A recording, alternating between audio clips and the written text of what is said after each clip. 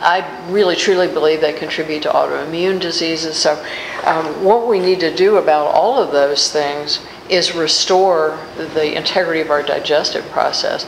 And one of the things that helps a lot is probiotics. You take good bacteria, those go down there and help reestablish the normal order. We're supposed to have 3 or 4 pounds of these good bacteria in our intestinal tract, and there are hundreds of families.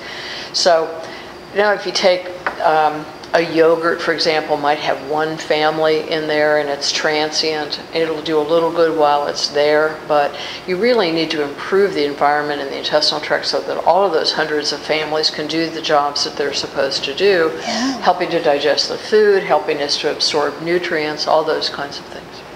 Well, one of the interesting things, I had a client who had long-term had Candida, and she had gone through all kinds of treatments and medications and, of course, diets, and had no success in helping this go away at all. She had an allergy treatment, and basically her body would not convert anything that had to do with yeast at all.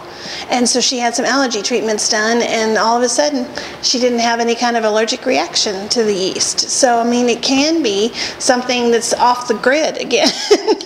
Well, yeah, I think there are very few causes. There are a whole lot of effects because we're so different genetically. Absolutely. What our habits are, what we eat, and all that kind of thing. But I have found one of the things in the book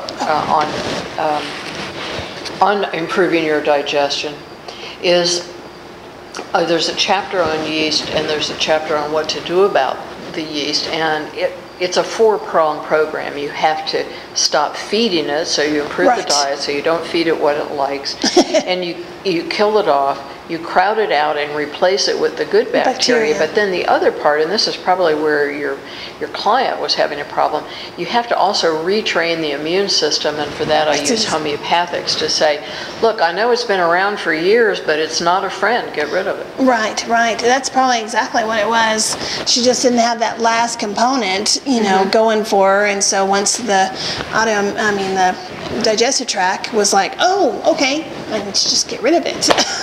Yeah, well, it just needs a wake-up call, because when it's so overwhelmed with something for so long, we all have things like that. You just get used to it.